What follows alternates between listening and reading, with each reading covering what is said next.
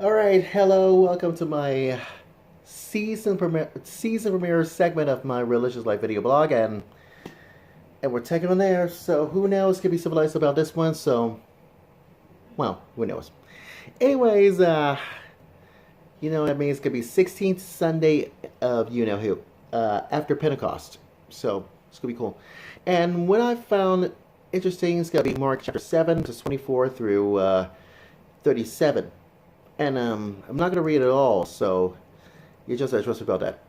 And it says to the Syrophoenician women's faith, because, it could be civilized about this one, but who knows. Anyways, from there he set out and went away from the region of Tyre. And he entered a house. He didn't want anyone to know he was there, and yet he could not escape notice. But a woman whose little daughter had an unclean spirit immediately heard about him, and she came and bowed down at his feet. And now the gentle woman was a Gentile of you know this. Syrophoenician women could be origin, and she begged him to cast out the demons out of her daughter's body. And he said to her, "Let the children be fed first. It is not. I couldn't even see. For it is not. That's right. Not fair to take the children's food and throw it into the dogs." But she answered him, "Sir, even the dogs under the table eat the children's crumbs." Then he said to her, for saying that, you may go. The demon has left your daughter." So she went home and found the child lying on the bed, and the demon is gone. Oh boy, the demon is gone. I got to find out on my bulletin.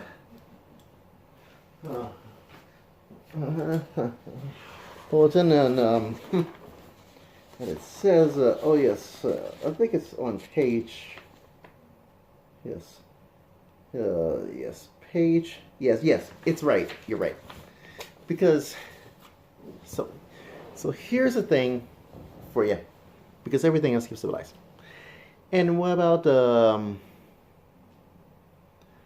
could be the curse of a deaf man? Well, then he returns from the region of Tyre and went out.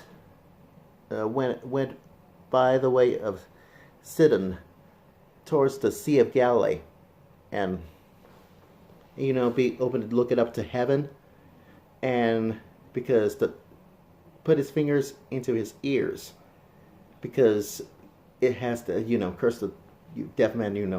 So I'm not gonna read all of it. So you just have to trust me about that as well.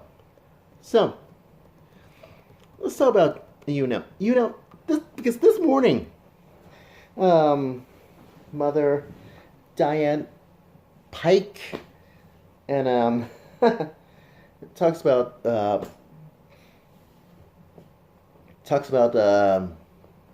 who, Mark's Gospel, and I meant to tell you this. Because this is gonna be outrageous, because I have no objection whatsoever. So who knows? Keep it civilized about this one. So could be the introduction of Mark. Here it is. Because here's why. The Gospel of Mark, as you know, as I heard Diane Pike's sermon this morning, and about the daughter of this one, because about the performing, about the work of Jesus because his work is to teach, to heal, and to perform signs of God's power. And most of all, to die and to be raised into life. And the humanity of Christ's work is absolutely unique. Could be the series of Gospels, I'm saying. Because Mark, here's why. Imagine this. Talk about, about the daughter, the Syrophoenician's woman's life, about this one. And it talks about, and she talks about this, a woman whose little daughter has been unclean spirits. And she begged him to cast out the demons. And that's why he said to her, let the children be fed first. But, because it's not fair to take children's food and throw it into the dogs. So that's why. And also, because everybody knows the crumbs and, well, who knows? Or should we say breadcrumbs for the pigeons? Well, flies for the birds. But anyways, and afterwards she went home and lied on the bed and the demon is gone. So that's why it happens. Now, to make this short, his work is to teach and heal science and all that. Because it seems to me that could be the seamless part of the work of all God's people. Because which is to be cooperate with, you guess, that God tries to restore the world to the way God has been intended from the beginning. And you know what that means. Our work is not Christ's work. As you heard Mother Pike's sermon this morning at my church. And you know why? Because the work has the same ending as his. Because therefore the Gospel of Mark, it's not about work. Our work. It has something to do, informs our work and defines the ultimate goal of our work.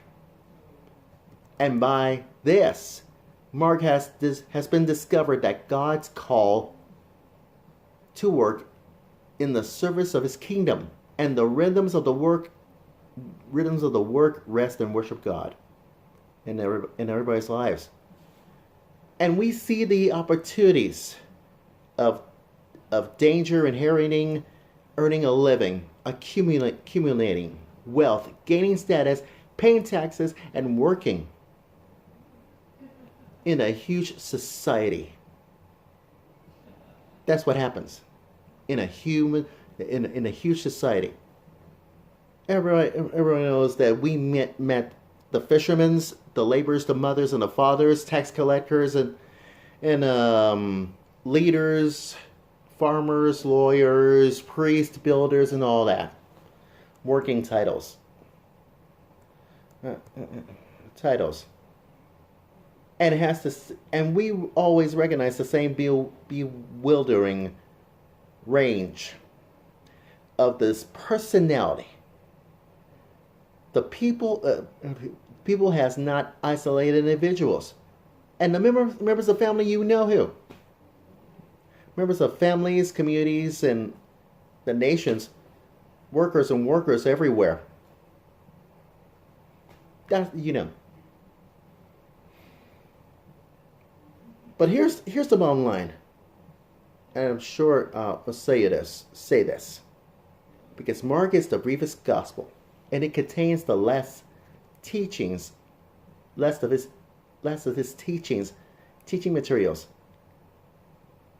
It's just like Matthew and Luke, and the task, then we may pay close attention. It's very important, and the gospel could be non-church work, and the primaries are into three categories. One is called the narratives, and number two, Sabbath control controversials concerning could be the rhythm of work and rest. And finally, 3, the economic issues.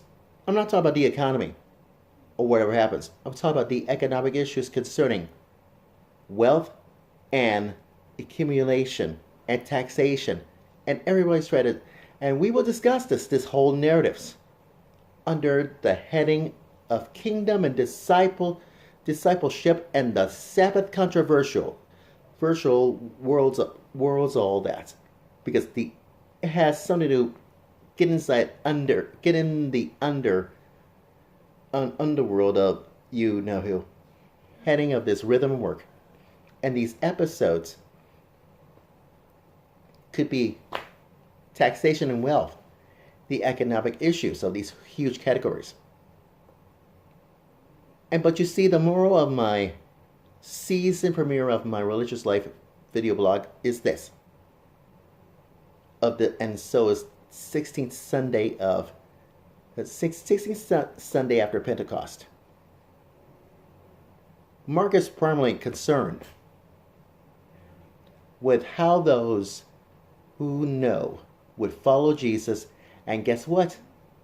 It has been transformed inside a deeper level. And no time at all, because everybody knows about the Roman taxes and all that kinds of stuff. Because his narrative and the teaching of Jesus, just like I said on the woman has healed, her daughter, Jesus has healed her, Jesus, her daughter's body, because the demon has to go. And that's why the dogs, because ate their crumbs and heals a deaf man to put his ears in an unstoppable zone. And it has awareness of this social context to appreciate. To the undercurrents that we might live today. Otherwise, you guessed it, overlooked.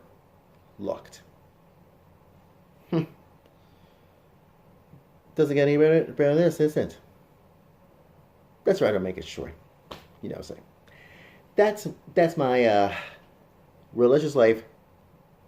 You know who. That's my religious life season premiere video blog story.